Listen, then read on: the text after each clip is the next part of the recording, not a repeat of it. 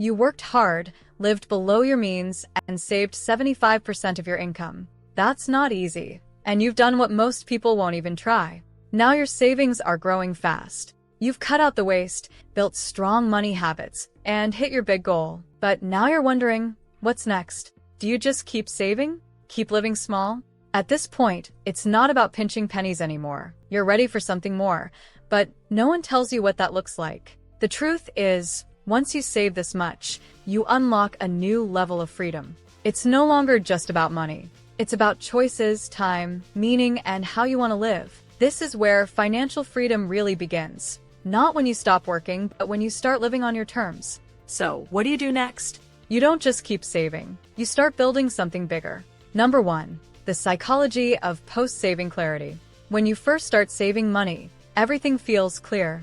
You cut your spending, track every dollar, and watch your savings grow. You feel proud, even excited. But something strange can happen once you reach a big goal, like saving 75% of your income. The goal is reached, but now what? Many people start to feel lost after hitting their savings target. It's like climbing a mountain, only to reach the top and realize you don't know which way to go next. This feeling is more common than most people think. In a recent study, over 60% of early retirees said they felt aimless after hitting financial independence. That's because saving money is just one part of the journey. Once your finances are strong, you have to ask a new question. What do I really want from life? Financial freedom gives you choices, but too many choices without a clear purpose can feel overwhelming. This is the moment to stop and think deeply. What does freedom mean to you? What do you want your days to look like?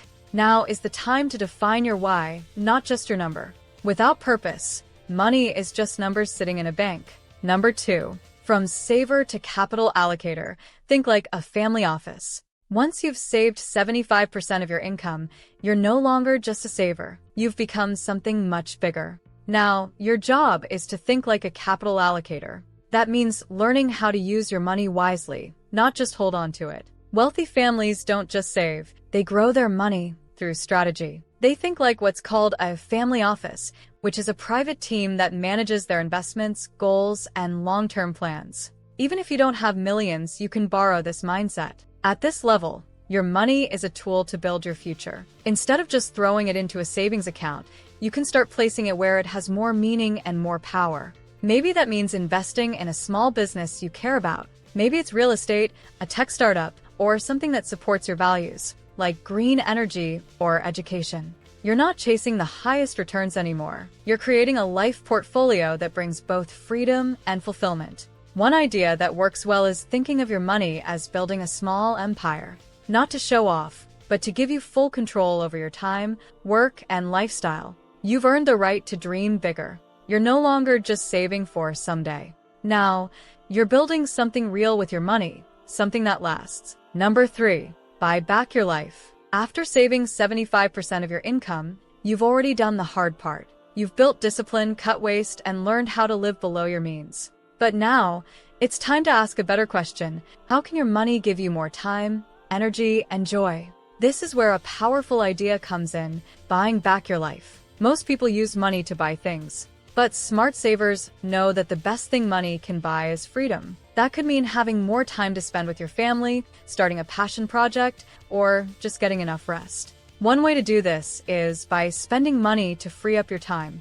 Leah, for example, decided to use some of her investment returns to hire someone to help with chores and errands. She used the extra hours to work on a small online business she had always dreamed of starting. That small shift gave her more control over her day and her future. You don't need to be a millionaire to do this. Even spending a little money on the right things, like a grocery delivery service or a part-time assistant, can free up hours each week. Those hours are valuable. You can use them to learn new skills, start a side project, or simply breathe. This is what we call the time dividend. Every smart decision you made to save money is now giving you back your most valuable asset, time. And once you start buying back your time, you're not just getting richer, you're living better. Number 4. Portfolio of purpose, building asymmetric bets. Now that you've saved a large part of your income and started buying back your time, you're in a great position to do something most people can't. Take smart risks on things you truly care about. This next step is about building a portfolio of purpose, a mix of investments, projects, and ideas that feel exciting, meaningful, and maybe even a little bold. This is where asymmetric bets come in. These are small investments where you risk a little, but if they work, the reward can be much bigger. For example, let's say you meet a startup founder and decide to invest $5,000. If the company grows, your small investment could turn into something big and even help the planet. These aren't just financial moves. They're about building a life that reflects your values. You can still keep most of your money in safe places like index funds or real estate. But now a small piece can go toward projects with big personal meaning. This is where real freedom starts to show. You're not just growing your net worth. You're planting seeds for the life you want, one bet, one idea, one purpose at a time.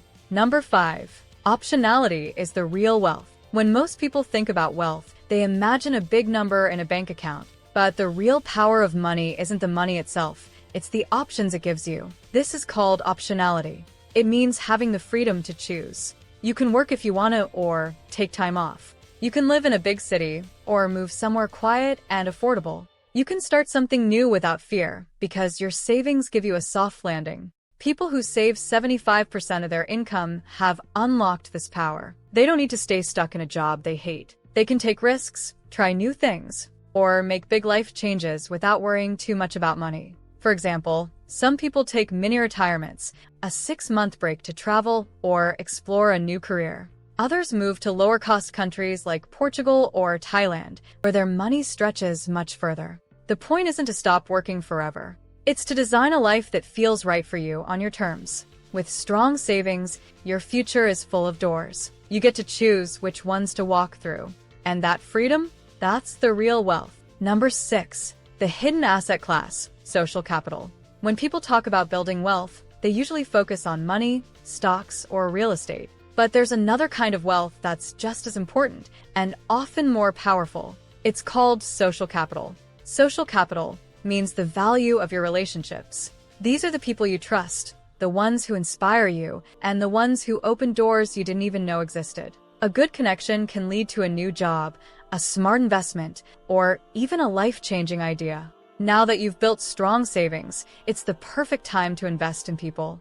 This doesn't mean using others for money. It means building real, honest connections with people who share your values and goals. Some high savers create small groups called wealth circles, just 3 to 5 people who meet regularly to share advice, support, and financial ideas. Others join meetups or mastermind groups focused on business, investing, or creativity. These relationships often lead to the best opportunities, not because of luck, but because of trust. Your money gives you freedom, but your network gives you direction. So don't forget, wealth isn't just about what you own. It's also about who you grow with.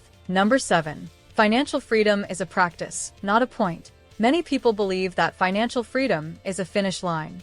They imagine a day when they'll hit a magic number and suddenly feel completely free. But real life doesn't work like that. Even after reaching your savings goals, freedom isn't a one-time event. It's something you practice over and over. Just like staying healthy means eating well and moving your body regularly, staying financially free means checking in with yourself, adjusting your choices, and making sure your money still matches the life you want. Some people feel lost after reaching early retirement or a big financial milestone. They expected to feel happy forever, but instead, they feel unsure. That's because freedom isn't just about quitting a job.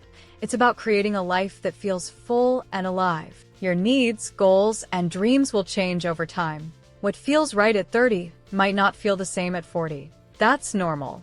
What matters is staying aware and making choices that support your values. Financial freedom is not just about having more, it's about knowing what's enough. And when you treat it as a regular practice, not a final goal, it becomes something you can enjoy for the rest of your life. This is your chance to stop following someone else's plan and start building your own. You're no longer just saving to survive. Now you get to create a life that fits who you are and what matters to you. Do you want more free time? A creative business? Travel? To help others? Whatever your dream is, your money can now support it. Financial freedom isn't just about quitting your job. It's about choosing your path every single day. So the question is no longer, what next? Now, it's, what do you want to build with all the freedom you've earned?